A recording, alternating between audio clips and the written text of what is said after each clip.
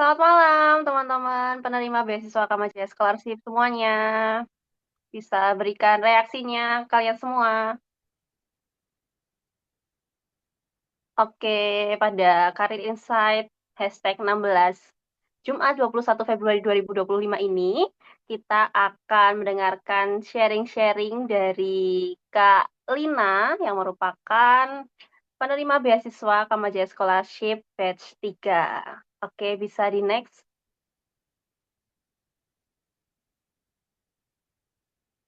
Baik, sebelum memulai Karir Insight pada malam hari ini, saya akan pimpin dengan doa secara Katolik bagi teman-teman yang memiliki agama dan kepercayaan lain diharapkan menyesuaikan. Dalam nama Bapa dan Putra dan Roh Kudus, amin. Tuhan Yesus, terima kasih karena Engkau telah mengumpulkan kami di Zoom meeting pada malam hari ini. Jika sebentar lagi kami akan memulai acara kami, Karir Insight #16, kiranya Engkau memberkati acara kami dari awal, pertengahan, hingga akhirnya nanti.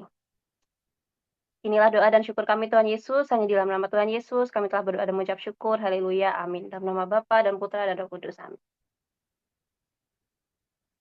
Oke, bisa di next, Kaniel.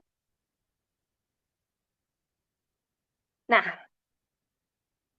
aku akan membacakan peraturan peserta Karir Insight #16 pada malam hari ini.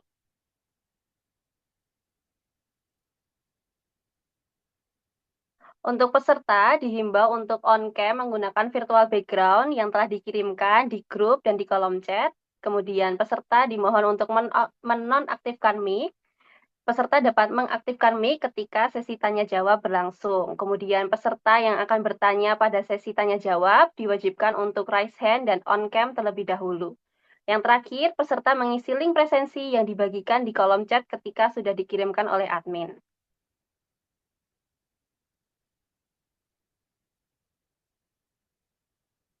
Nah, pada malam hari ini aku akan membacakan profil pembicara kita, yaitu Kak Lina.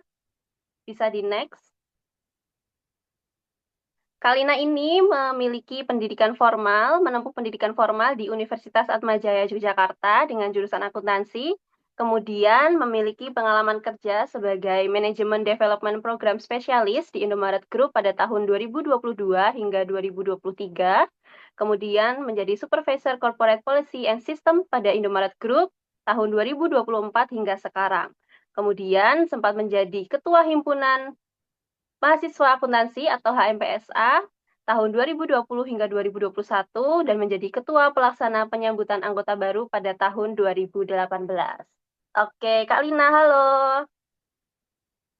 Halo Kak Pipit. Nggak usah panggil Kak. Oke. Halo semuanya. Ini kok belum pada on cam nih? Nah, itu disuruh on cam, Kak Lina. Gimana kabarnya? Ya, puji Tuhan, baik. Pipit Puji gimana kabarnya? Tuhan. Baik, juga sehat. Gimana kerjaannya? Lancar, berjalan Keren seperti biasa. banget. Ini udah di kos nih. Ini udah baru aja nyampe kos nih. Oke. Mau langsungan untuk sharing-sharingnya, Kak Lina? Ya, boleh langsung aja. Oke. Silakan Kak Lina, waktu dan tempat. Aku persilakan. Oke, Ya. terima kasih Kak Pipit sebagai moderator untuk waktunya. Oke teman-teman, sebelumnya makasih ya buat Kamajaya Scholarship atas kesempatannya. Jadi hari ini aku bisa dapat kesempatan buat sharing ke kalian tentang seputar karir dan juga perjalananku. Oke, tapi sebelumnya aku mau tanya dulu nih, gimana kabar teman-teman semua? Sehat atau lagi capek? Ini gimana? Atau lagi pada tidur nih? Mungkin lagi pada ini ya, sambil ngerjain tugas kuliah ya. Oke, teman-teman. Jadi topik kita hari ini itu topiknya The Future Start Today, Not Tomorrow. Masa depan dimulai hari ini, bukan besok. Kalau kita ngomongin soal masa depan ya, masa depan harus dimulai sekarang nih, hari ini juga. Nggak boleh nanti-nanti. Itu kan pasti pasti kita bingung kan, apa sih yang harus kita lakukan, apa sih yang harus kita persiapkan, bagaimana kita memulai untuk merintis masa depan. Nah, di sini aku mau sharing tentang 3 poin utama yang menurutku ya penting untuk kita jadikan pegangan selagi kita masih merintis masa depan. Oke, next.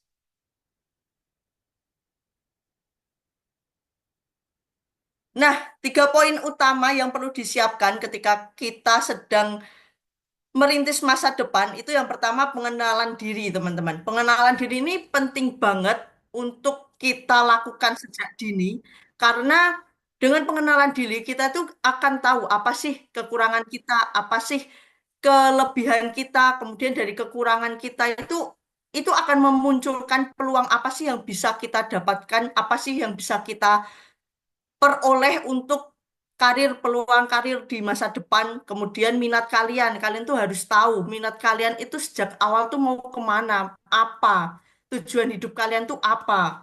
Kemudian motivasi. Motivasi ini terbagi jadi dua ya teman-teman, internal sama eksternal. Kalau internal itu dorongan dari dalam diri kalian, ada semangat, ada kemauan, ada gairah untuk memperoleh atau mengerjakan sesuatu. Kalau dari eksternal itu dari orang lain, misalkan kayak kalian mendapatkan apresiasi ataupun kalian mendapatkan reward gitu kan. Nah, di sini ya aku menyarankan supaya teman-teman mulai membiasakan mencari motivasi itu berdasarkan dorongan internal kalian. Karena apa? Karena ketika nantinya kalian terjun ke dunia kerja, kemudian kalian tuh mendapatkan atasan yang tidak atau jarang memberi apresiasi ke kalian, kemudian kalian itu mendasarkan motivasi kalian dari dorongan eksternal, nanti ketika kalian tidak mendapatkan apresiasi atau reward di tempat kerja kalian, maka motivasi kalian akan langsung down, langsung hilang, dan itu nanti akan berpengaruh ke jenjang karir kalian. Jadi, aku saranin mulai hari ini coba untuk dibiasakan diri membangun motivasi berdasarkan dorongan internal. Kemudian yang ketiga itu ada self development. Ini mau berapapun umur kita sekarang ya, mau masih muda, udah tua atau masih remaja, peningkatan untuk pengembangan diri, menaikkan value diri itu penting sekali ya teman-teman. Itu tidak memandang umur, jadi mau nggak mau kita itu harus terus belajar gitu. Oke, next. Nah, contoh konkret yang bisa kita lakukan untuk pengenalan diri kita yang pertama buat daftar karir impian kalian. Di sini aku punya 4 karir impianku. Yang pertama itu karir impian yang aku jadiin buat cita-cita utamaku, tujuan utamaku. Aku nemuin karir impianku yang pertama itu sejak umur 15 tahun. Aku 15 tahun itu udah punya cita-cita pengen jadi sesuatu ya masih rahasia karena belum terwujud. Nah, itu selalu aku pegang sampai sekarang. Kemudian karir impianku yang kedua yaitu hari ini, nggak hari ini sih, tahun ini aku baru mulai merintis bisnis kecil-kecilan lah, bisnis UMKM. Kemudian yang ketiga, karir impianku ketiga, aku pengen jadi YouTuber juga. Jadi aku mulai membangun channel YouTubeku sejak tahun 2020, tepatnya itu di bulan Juni. Nah, waktu itu kan COVID ya teman-teman. Tiba-tiba tuh aku tuh kepikiran, wah ini nggak bisa nih kalau cuman diem aja. Harus ada aktivitas yang membuat aku produktif. Untuk itu, saat itu aku memutuskan, oke deh, aku coba terjun ke dunia YouTube, aku bikin channel YouTube. Padahal aku juga nggak punya basic editing, setting kamera, ngomong di kamera juga nggak ada. Itu aku semua lakukan dari bener-bener dari nol. Nah, terus setelah itu aku kan punya pikiran, wah enak juga nih kalau seandainya aku bangun channel YouTube, terus lulus-lulus, aku udah punya penghasilan dari YouTube, gitu kan. Jadi aku nggak perlu lagi nih kerja sama orang gitu kan, cari kerja. Nah, akan tetapi di tengah jalan itu aku dapat peluang nih. Aku terpilih jadi ketua himpunan mahasiswa akuntansi tadi. Jadi waktuku banyak banget kepecah dan akhirnya aku tidak konsisten, kurang disiplin dalam membangun channel YouTubeku. Sampai akhirnya itu di 2000 2022 bulan semester 8 itu aku sadar kalau wah aku nggak bisa nih ngandelin channel YouTubeku buat masa depanku. Aku harus punya plan lagi. Planku yaitu oke, aku cari kerja dulu. Akhirnya aku lulus di Agustus 2022, kemudian di November 2022 tuh aku gabung ke Indomaret. Saat itu aku daftar lewat jalur MDPS, Management Development Program Spesialis. Aku program selama 1 tahun, kemudian di Januari 2024 aku jadi supervisor di Departemen Corporate Policy and System. Mungkin departemenku di telinga kalian kurang ini ya, kurang familiar gitu ya. Karena emang aku juga baru tahu ada departemen itu tuh setelah aku masuk ke Indomaret. Jadi secara singkat nih ya, job desk di departemenku itu bisa dibilang seperti sistem PDCA. Sistem PDCA ada yang pernah dengar belum nih? Belum ya? Oke, metode manajemen yang dipakai untuk ya sendiri itu singkatannya dari plan, do, check, and act. Nah, karena di divisiku itu divisi desain, jadi tugasku itu membangun atau membuat perencanaan sistem manajemen strategis untuk bisnisnya Indomaret Group. Nah, di sini eh, tugas-tugasku itu salah satunya bisa berkaitan dengan membuat sistem terkait dengan pembiayaan pembiayaan hubungan antara Indomaret dengan bank-bank atau Indomaret dengan e-wallet, terus bisa juga membangun sistem pembayaran yang baru kayak Indomaret itu kan punya ISAKU. Nah, kita membuat mekanisme atau pedoman administrasinya itu melalui Departemen Policy and System. Nah, kemudian next. Oke, kemudian contoh konkret yang kedua yaitu kalian cari keahlian kalian sekarang. Karena apa teman-teman? Karena ketika kalian tidak tahu apa yang harus kalian lakukan untuk masa depan kalian, kemudian kalian juga masih bingung sebetulnya itu talenta kalian itu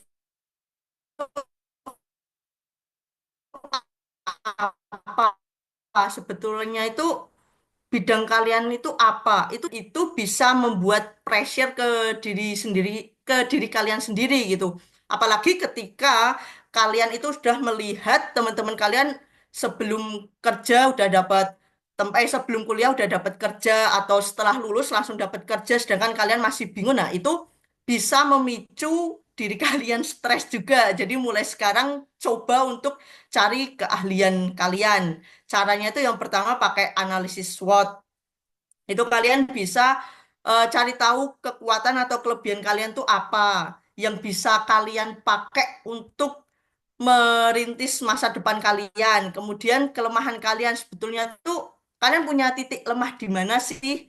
Nah, dari kelemahan kalian itu bisa dijadiin eh, peluang atau salah satu kekuatan buat bidang yang lain nggak gitu. Terus kemudian peluang di sini tuh misalnya kayak kalian coba-coba cari loker atau mungkin kalian mendapatkan tawaran untuk masuk ke lembaga ataupun ada part-time, ada freelance. Nah, seperti itu kalian coba gunakan gitu. Kemudian terkait dengan ancaman ini kalau seandainya kalian mau buka bisnis ya, ini bisa diibaratkan dengan rival kalian ya. Misal rival kalian itu atau kompetitor kalian itu menjual produk yang sama dengan kalian dengan harga A, kualitas A, tapi kompetitor kalian itu bisa menjual dengan harga A dengan kualitas A+.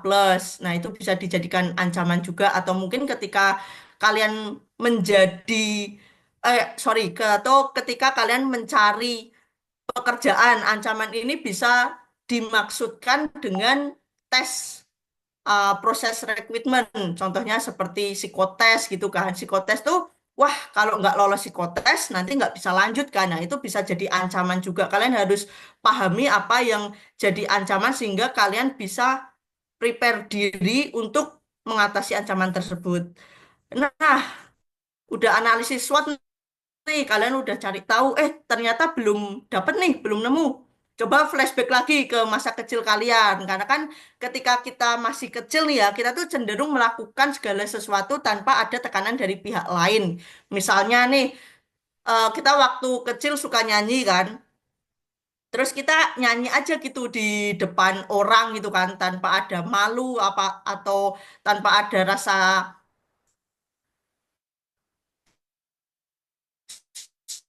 sungkan. Kita enjoy aja, malah nggak terbesit di pikiran kalian pengen jadi dokter, pengen jadi guru, misal gitu ya.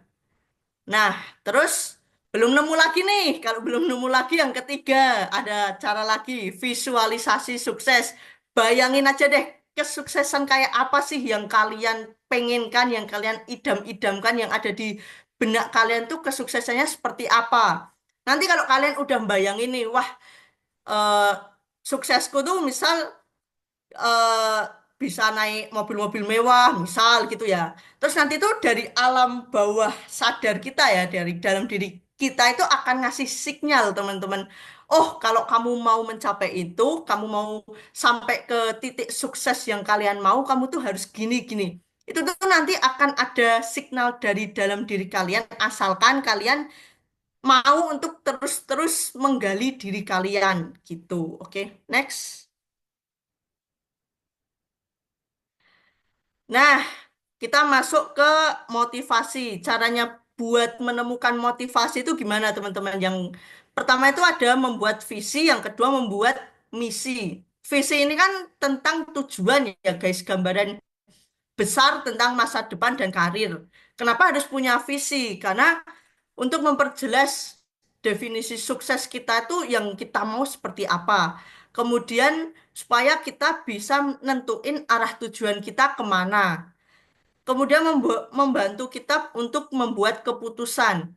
Jangka panjangnya apa, jangka pendeknya apa, apa yang harus kita persiapkan.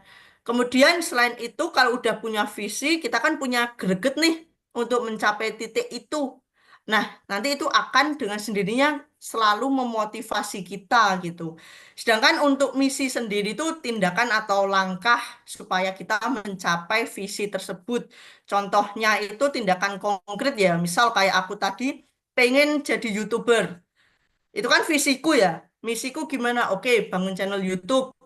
Terus habis itu oke belajar editing, belajar video, belajar setting kamera. Terus mencapai target, tentuin dulu targetnya itu mau apa. Misal 1 tahun pertama numbuhin jumlah subscriber. Habis itu jam tayang, habis itu apa lagi. Nah, kalian harus bisa membreakdown sampai ke titik terendah, sampai di kenapanya itu udah nggak ada lagi jawabannya gitu. Jadi kalian harus terbiasa untuk bertanya ke diri kalian sendiri, kenapa bisa kayak gini? Apa yang harus aku lakukan? Itu harus kalian tanyakan terus. Nanti kalau udah jelas visinya apa, misinya apa, itu udah pasti kalian punya motivasi yang akan kalian bawa ke masa depan kalian. Dan itu yang disebut dengan dorongan internal, guys. Oke, lanjut. Nah, masuk ke self development. Konsep self development sendiri ada 3 ya, guys, terkait pengembangan keterampilan. Ini itu bisa berkaitan dengan apa sih yang mau kalian tonjolkan atau apa sih yang mau kalian perdalam di mimpi kalian nanti atau di pekerjaan kalian nanti. Misal nih di pekerjaanku itu kan membutuhkan analisa yang kuat ya, guys. Nah, jadi di situ aku meningkatkan kemampuan analisaku nih. Gimana caranya meningkatkan kemampuan analisa? Aku mulai baca lagi tentang konsep-konsep atau mekanisme perancangan dari sistem-sistem sebelumnya. Itu seperti apa? Kemudian aku mencoba mencari tahu ke IT atau ke departemen lain seperti ke finance, ke accounting, ke virtual, ke pajak, ke operation. Jadi aku selalu menggali informasi dari situ supaya ketika aku membuat sebuah pedoman atau membuat sebuah mekanisme alur perancangan untuk bisnis di Indomaret Group itu tidak bertabrakan dengan tujuan Indomaret. ataupun tidak ada pihak-pihak yang dirugikan gitu guys. Kemudian kedua, ada pendidikan berkelanjutan. Pendidikan berkelanjutan ini bisa lewat kursus, pelatihan, terus kalian sering-sering membaca buku ataupun kalian mau lanjut S2 itu juga bisa, sertifikasi-sertifikasi kalian bisa ikuti kalau memang kalian membutuhkan untuk masa depan kalian, untuk cita-cita kalian. Kemudian refleksi diri. Menurutku refleksi diri ini penting ya guys, karena refleksi diri ini bisa di aku deskripsikan sebagai bentuk recovery diriku sendiri gitu. Jadi ketika aku udah terlalu fokus ke target, itu kan secara pikiran pun capek gitu. Apalagi kalau kita scroll TikTok gitu kan atau Instagram, kemudian lihat postingan-postingan yang wah seumuran kita kok udah bisa mencapai A, B, C, D, tapi kita belum. Kadang kan kita ke-trigger hal-hal kayak gitu membuat kita makin capek kan. Nah, refleksi diri ini sangat dibutuhkan supaya kita ingat lagi, oh ya, kita itu tidak bersaing atau tidak berkompetisi dengan orang lain, melainkan kita berkompetisi dengan diri kita sendiri, dengan rasa malas sendiri, dengan rasa malas diri kita gitu. Jadi ketika orang lain berproses dengan dirinya, biarkan mereka berproses di jalan mereka, sedangkan kita fokus aja ke diri kita. Itu bisa kalian dapatkan melalui refleksi diri. Oke, next. Nah, kemudian langkah-langkah self-development supaya kalian bisa terus meningkatkan value diri kita ya. Yang pertama itu mengidentifikasi area pengembangan seperti yang aku bilang tadi ya. Apa sih yang mau kalian perdalam dari pekerjaan kalian atau dari apa yang ingin kalian capai, kemudian buat perancangan pengembangan. Tulis itu apa yang akan kalian lakukan setelah kalian tulis, kalian eksekusi tindakan nyata, kemudian evaluasi. Terus kalau udah cari umpan balik di sini maksudnya kalian coba untuk bertanya ke orang yang lebih berpengalaman dari kalian. Kalau di tempat kerja bisa ke atasan kalian atau mungkin ke senior senior kalian. Sharing aja nggak apa-apa kok teman-teman. Jangan pernah malu untuk bertanya ke orang yang pengalamannya lebih tinggi dari kita karena ketika kita berani untuk bertanya, berani untuk adu pikiran dengan orang yang lebih tinggi dari kita, baik itu dari sisi umur, dari sisi pengalaman, ataupun jabatan, itu kalian akan mendapatkan hal baru, akan mendapatkan insight baru, dan itulah yang namanya proses self-development. Oke, next. Nah, cara mengatasi hambatan dalam self-development. Yang pertama, kurangnya waktu. Kita kan sering kan merasa kayak kekurangan waktu 24 jam tuh nggak cukup, Kak. Apalagi sibuk kuliah, tugas-tugas banyak, belum lagi organisasi gitu kan. Nah, coba atur jadwal kalian dengan baik dan prioritaskan pengembangan diri. Jangan sampai apa yang terjadi di aku yang jelek-jelek juga terjadi ke kalian. Contohnya aja yang kayak YouTube tadi kan, karena aku nggak bisa konsisten, aku kurang bisa disiplin, makanya apa yang aku rencanain nggak berjalan sesuai rencana. Kemudian rasa takut atau cemas. Nah, kalian hadapi aja mulai dari hal-hal kecil. Misal kalian mulai biasain diri deh bertanya di kelas gitu kan. Bertanya di kelas itu kan sudah merupakan tindakan kecil keluar dari zona nyaman kalian. Ketika kalian udah terbiasa membentuk habit seperti itu, nanti di eh, momen-momen tertentu yang lebih besar kalian pasti akan berani untuk ambil langkah keluar dari zona nyaman kalian dan rasa takut kalian itu sangat-sangat wajar ya ketika kita sedang melakukan sesuatu hal baru itu wajar sekali tapi semua bisa diminimalisir dengan cara pembiasaan diri. Kemudian kurangnya dukungan, cari komunitas atau mentor yang dapat mendukung proses pengembangan kalian. Berteman sama siapa aja itu memang boleh ya guys, memang baik ya. Tapi ketika kita memilih untuk membentuk sebuah circle, membentuk sebuah komunitas, kita harus benar-benar bisa memfilter mana yang circle atau orang yang benar-benar bisa sejalan dengan pengembangan diri kita atau tidak. Jangan sampai karena kita terlalu open ke orang, kita terlalu oke, aku bisa kok jadi temanmu, tapi itu justru menjadi bumerang buat diri kita sendiri. Nah, itu yang harus kita perhatikan ya, guys. Karena semakin tinggi atau semakin dewasa kalian, kalian bakal merasakan kalau punya komunitas atau circle dengan kualitas yang baik tapi sedikit itu sangat-sangat berguna daripada kalian memiliki banyak circle yang kurang mendukung tapi rame gitu. Kalau menurutku ya. Oke, next. Nah, terus menciptakan kebiasaan positif. Tiga kunci ini penting banget ya teman-teman. Konsisten, disiplin, motivasi intrinsik. Konsisten itu sangat sulit sekali. Sedikit banget orang yang bisa konsisten, tapi ketika kita bisa konsisten itu dampaknya bakal bener-bener kerasa banget.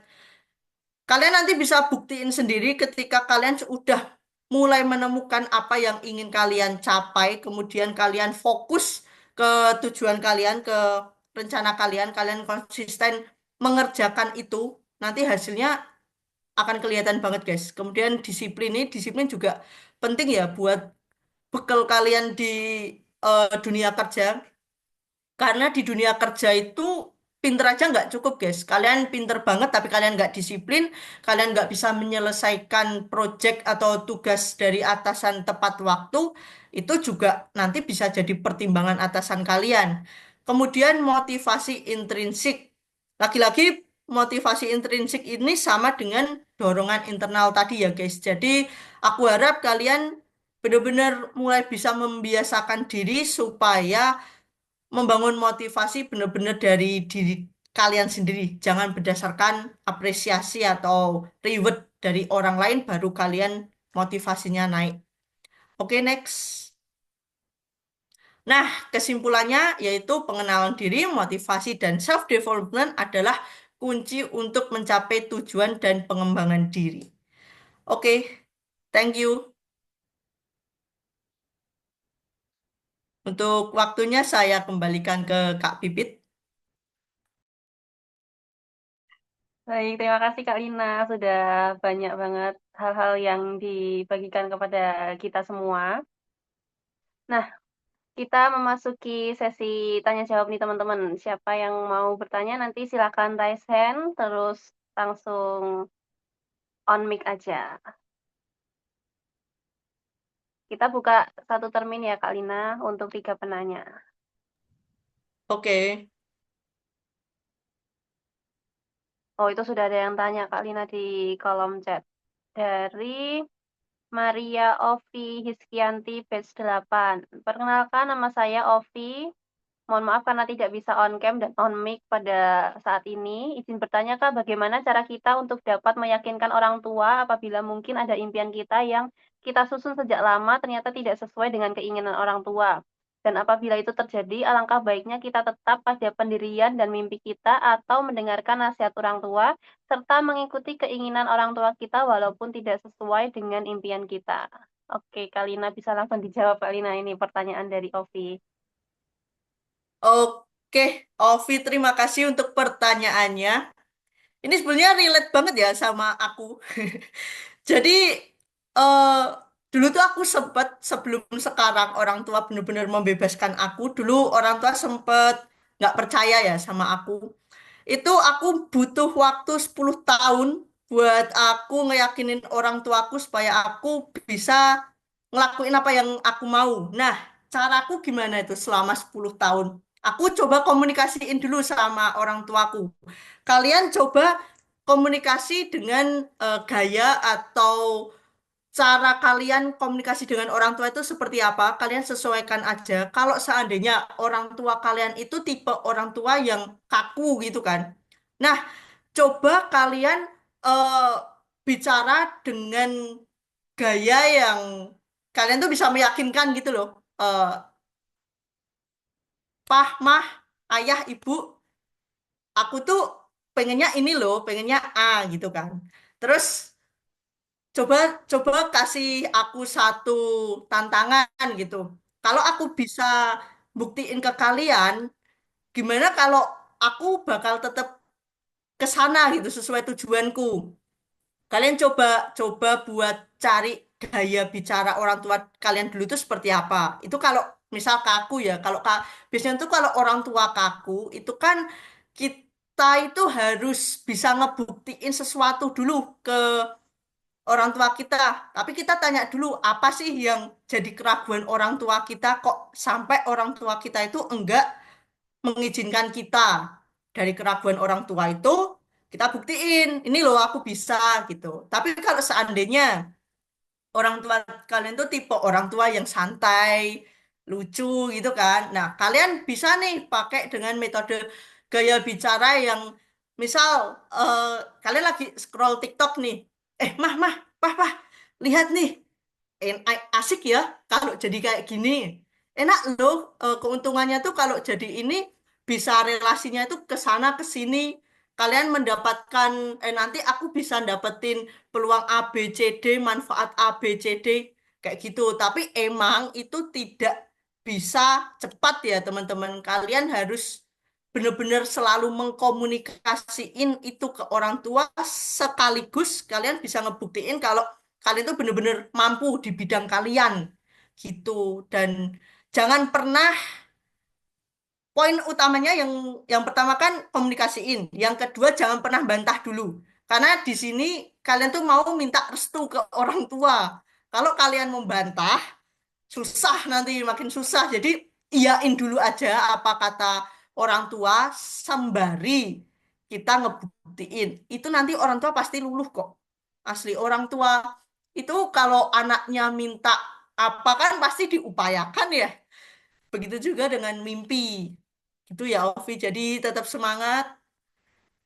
10 tahun itu menurutku kalau kita lihat 10 tahun aku berjuang buat dapetin restu ke orang tua itu lama ya, tapi saat ngejalaninya nggak nggak terasa begitu lama. Cuman emang agak menguras tenaga, tapi tetap semangat.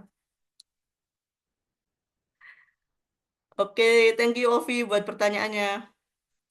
Oke, selanjutnya ada pertanyaan lagi nih Kak Lina dari Diah Arianti, Prodi Biologi. Maaf Kak, izin bertanya mengenai self development.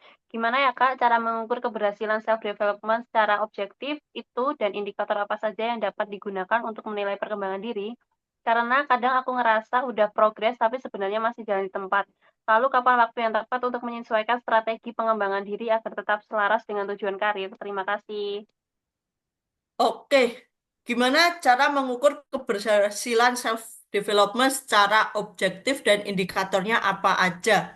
Oke, yang pertama kita harus tahu target ya guys. Jadi kita buat ngukur keberhasilan kita itu kita tetapin target dulu.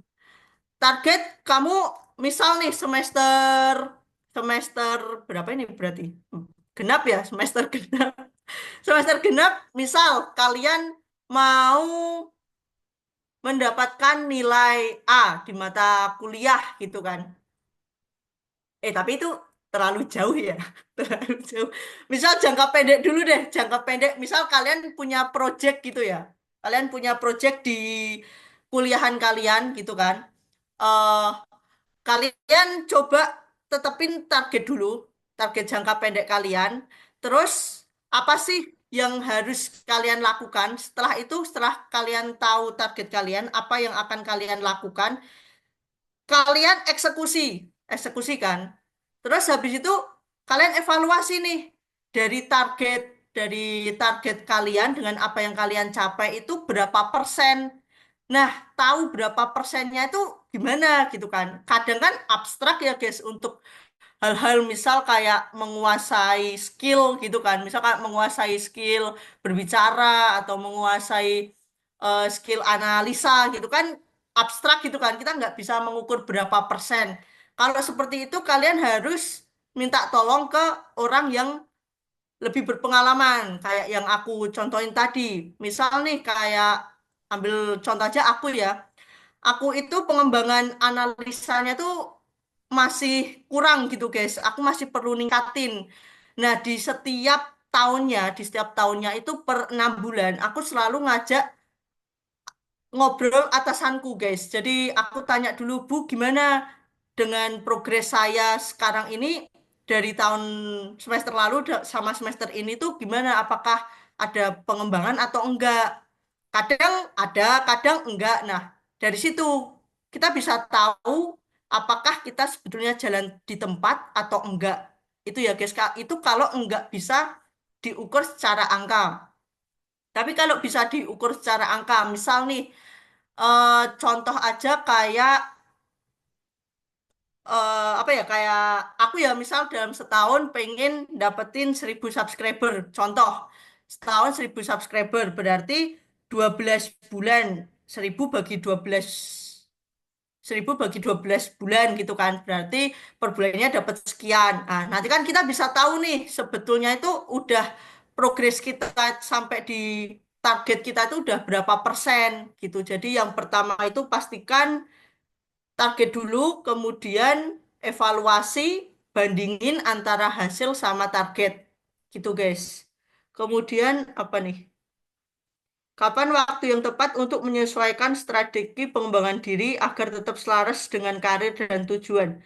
Kapan waktu yang tepat? Sebetulnya nggak ada waktu yang pasti ya, guys. Tergantung dari target kalian juga. Kalian mau kapan nyelesain eh, target itu? Misal kalian mau target jangka pendek kalian dapat pekerjaan dulu, ikut di ikut orang gitulah, kerja gitu kan di perusahaan. Target jangka panjang kalian buka bisnis 10 tahun ke depan. Nah, apakah harus kita persiapkan dari sekarang? Enggak juga kalau kayak gitu, guys. Itu bisa sambil jalan. Misal setahun, 2 tahun kemudian. Kecuali nih, kalian sekarang kerja. Terus target 3 tahun kemudian kalian harus buka usaha. Harus nih, misal ya. Nah, berarti kan kalian tinggal punya waktu 3 tahun kan dari awal kalian masuk. Berarti harus dimulai sekarang. Jadi kalau kapan waktu yang tepat itu enggak ada ini ya guys, nggak ada sakleknya, nggak ada pagunya, tapi kalian sesuaiin lagi dengan target kalian, dengan kesibukan kalian, dengan prioritas kalian, gitu. Thank you, dia. Ya, baik. Terima kasih Kak Lina sudah menjawab pertanyaan dari teman-teman. Aku mau mengingatkan buat teman-teman segera mengisi link presensi yang sudah dibagikan di kolom chat oleh admin supaya nanti sertifnya bisa turun terus diupload di Asoka. Karena sekarang ada minimal poin gitu Kak Lina. Oh iya, di Asoka juga iya. Iya, kayak spama. Oh, oke. Terus ini kalian udah dapat berapa poin? Udah banyak ya? Ya, ambis gitu, ambis untuk menjaga ruang, ambis ikut kegiatan gitu. Poin plusnya kan kita jadi kenal satu sama lain karena banyak kegiatan yang kita ikuti bareng-bareng gitu. Oh, menjaga ruang tuh juga dapat sertif ya? Nggak sertif sih dapat poin, tapi kalau kayak gini ada sertifnya. Oh, Gitu. oke. Sekarang teman-teman KS ada berapa sih, Kak Pipit? Kenapa Kak sih? Aku malu. Aduh, KS ada berapa ya sekarang ya? Sekarang itu angkatan berapa ya KS yang yang 8. terbaru? Oh, 8. Mm-mm. Yang Oh. paling baru ini 8.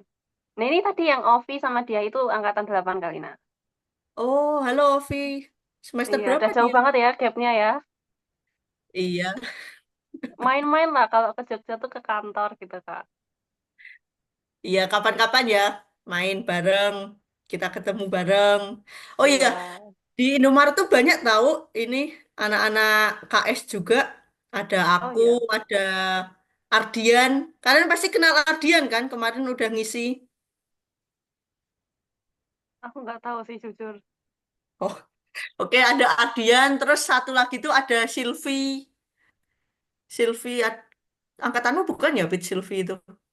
bukan Oh ya, bukan dia universitas. kan udah lulus ya. Iya, Sorry. iya. Saya masih magang Kak Lina, belum bekerja. Oh iya, semangat ya Kak Pipit magangnya. Ini ada yang tertarik ke Indomaret nggak? Oh ya, besok itu ada ini loh, teman-teman ada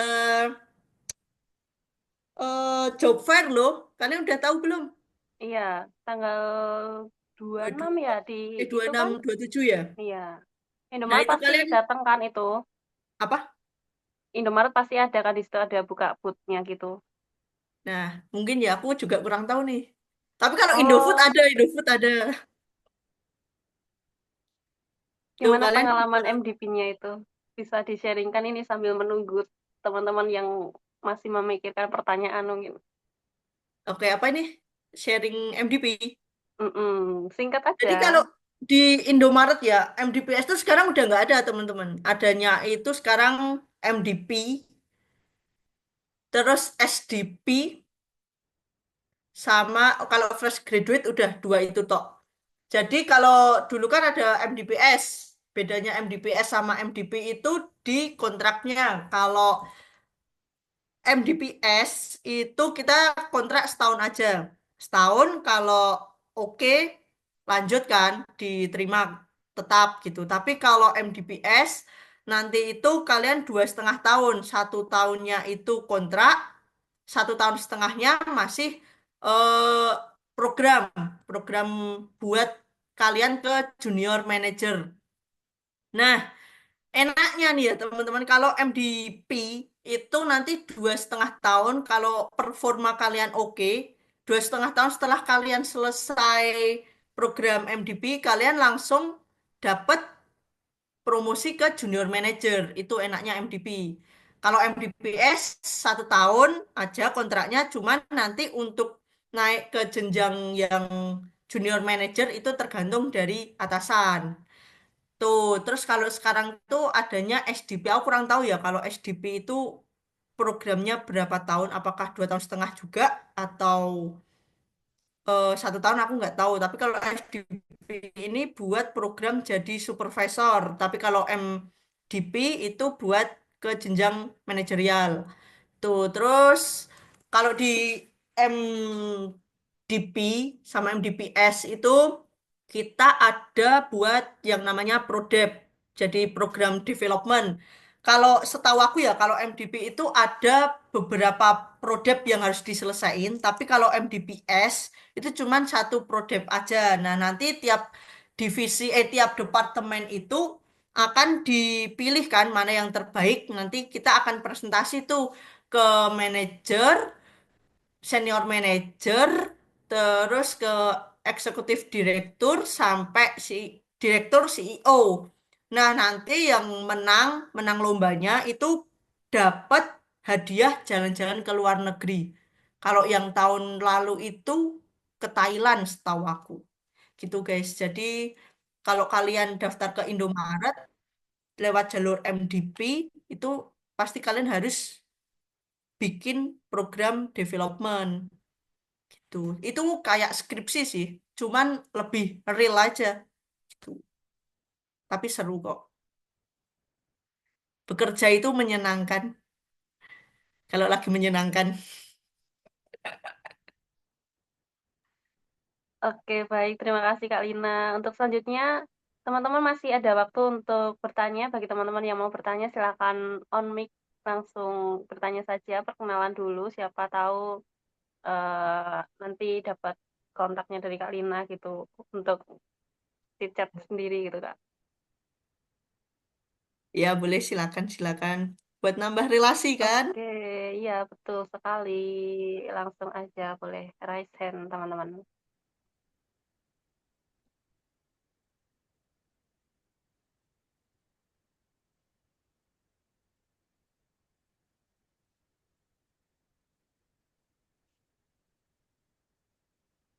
Ini yang akuntansi ada nggak sih, Pit?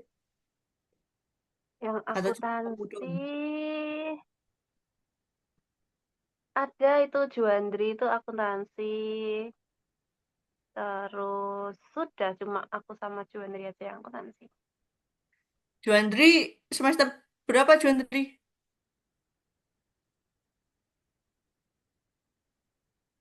Mana nih? Tidur nih. Semester 6 deh kayaknya. Iya, Oh, semester nah.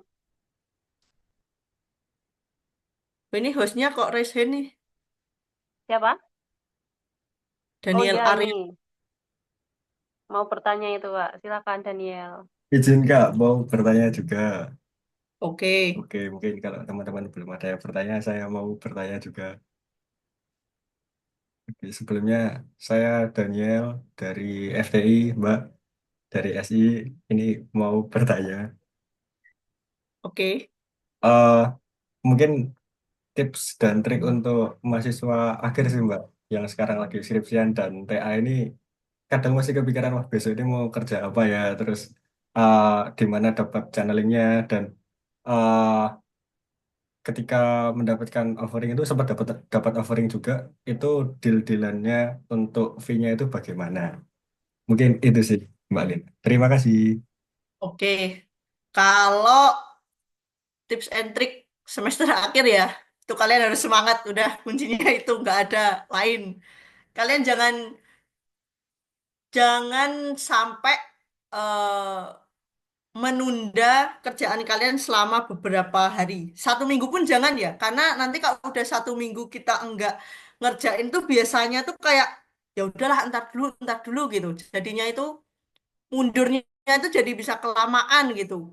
Kalaupun kalian ada kesibukan lain, misal kalau kayak kalian part time gitu kan, itu coba buat em, prioritasin mana yang lebih prioritas dulu. Bisa nggak part-time-nya itu tetap part-time tapi dikurangin. Jangan sampai kalian part-time sambil ngerjain skripsi atau TA, tapi TA kalian ke terkesampingkan gitu. Karena kan mau gimana pun, aku nggak tahu ya, karena aku bukan HRD. Cuman kalau kita lihat di syarat itu kan ada batas minimal umur ya teman-teman. Jadi sebisa mungkin kita harus tetap selesaiin kuliah kita tepat waktu. Kalaupun mundur nggak apa-apa, tapi jangan sampai mundurnya itu terlalu lama. Karena nanti kasihan juga kan kalau sebetulnya itu udah oke nih dari sisi skill kalian oke, pengetahuan kalian oke, tapi kendala umur.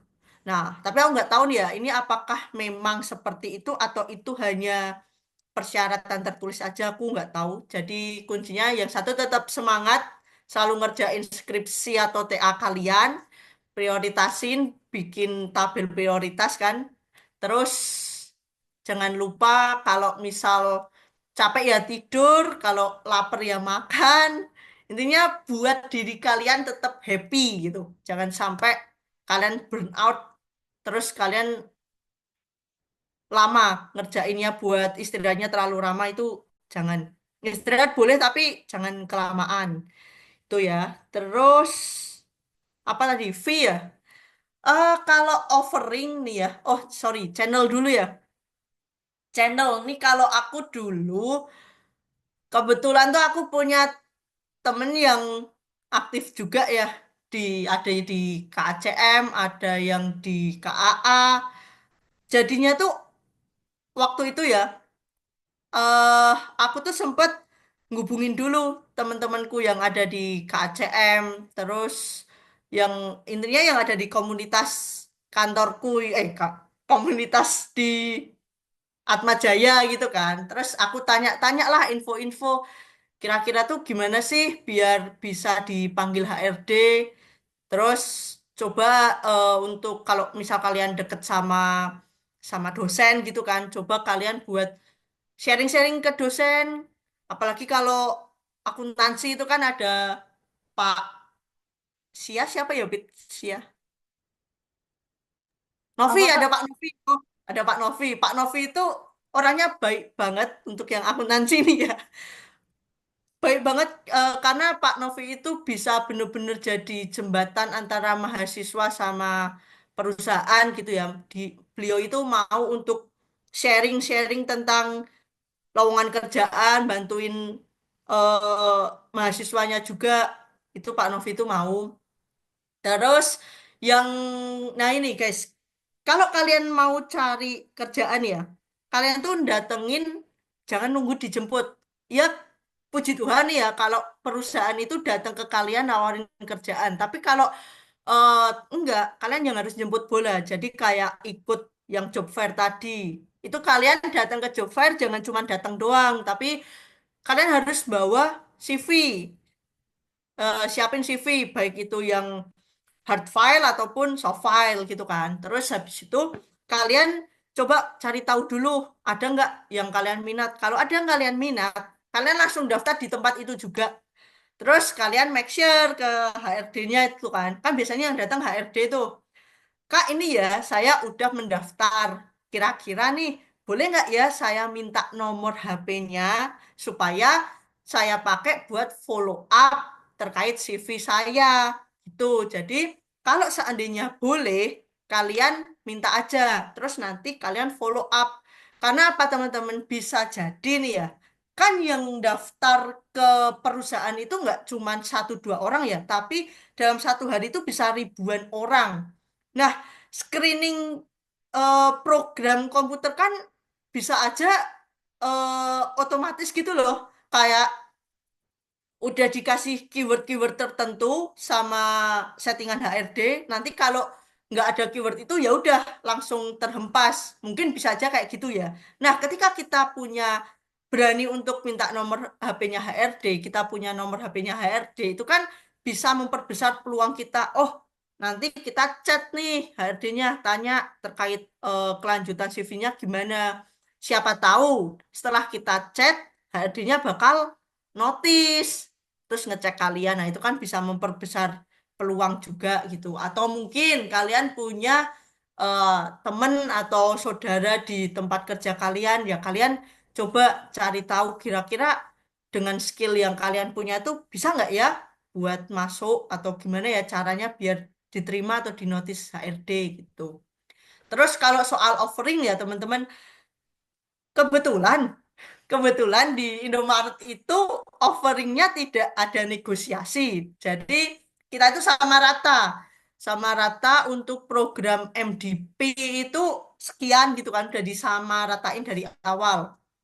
Untuk departemen selain IT ya, kalau IT emang beda, IT lebih tinggi lagi salary-nya. Cuman gimana cara kita buat nentuin gaji kita? Yang pertama kita cek dulu UMR di tempat kalian akan bekerja itu berapa gitu kan. Terus habis itu kalian bikin list pengeluaran kalian, pengeluaran pokok, kemudian pengeluaran pokok itu bener-bener sedetail itu ya guys. Terus habis itu transportasi kalian tulis juga, makan kalian tulis juga, terus nongkrong, nongkrong juga tetap tulis ya, karena nggak mungkin anak muda kerja tanpa nongkrong itu sangat-sangat sangat-sangat hampir mustahil gitu ya. Terus habis itu kalian jumlahin kan, bandingin nih antara oh sama saving juga, kalian saving.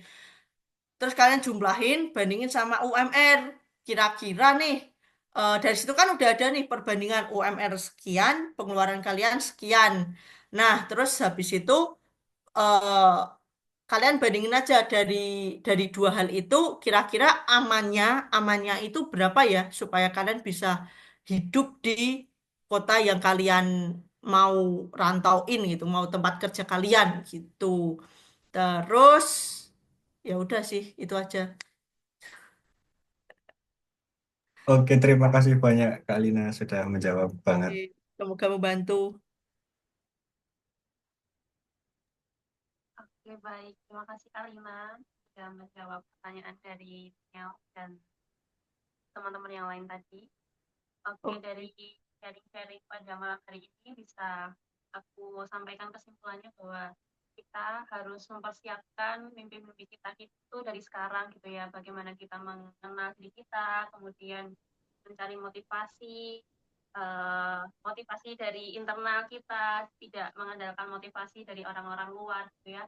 Terus kemudian bagaimana kita membangun diri kita sendiri atau self development. Terus bagaimana kita harus memiliki impian-impian yang sudah tertata gitu, mulai dari impian 1 sampai 4 tadi yang Kalina sudah sampaikan gitu ya, tiba-tiba jadi YouTuber. Kemudian bagaimana kita menganalisis kekuatan, kelemahan, peluang, ancaman yang ada dalam diri kita. Kemudian kita harus memiliki visi misi yang tepat untuk diri kita, menentukan langkah kita ke depannya itu seperti apa. Oke, baik. Terima kasih Kak Lina pada malam hari ini sudah meluangkan waktunya di tengah kesibukannya bekerja, pulang kerja langsung sharing-sharing pada malam hari ini. Terima kasih. Untuk teman-teman jangan lupa untuk mengisi link presensi yang sudah ada di kolom chat ya teman-teman. Kemudian itu saja dari kami. Terima kasih sekali lagi kepada Kak Lina pada malam hari ini ya. Sukses selalu, semoga sehat dan pekerjaannya lancar terus gitu. Terima kasih teman-teman, sampai jumpa di... Oh iya, kita mau foto dulu Kak Lina, maaf, Oh, kelupaan. oke. Teman-teman bisa on cam dulu, nanti dibantu sama Niel untuk sesi fotonya. Nah, Kak Lina rapi-rapi dulu. Nah, adalah.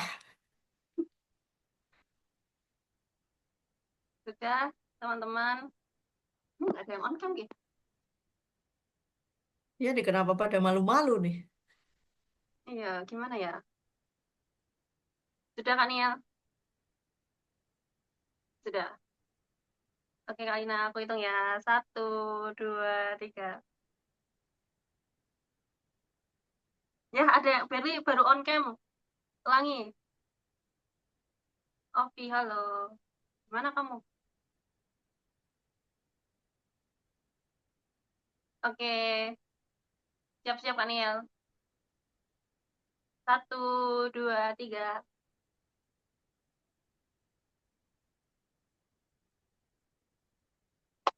Dah, terima kasih. Sampai jumpa di Karir Insight bulan berikutnya, teman-teman.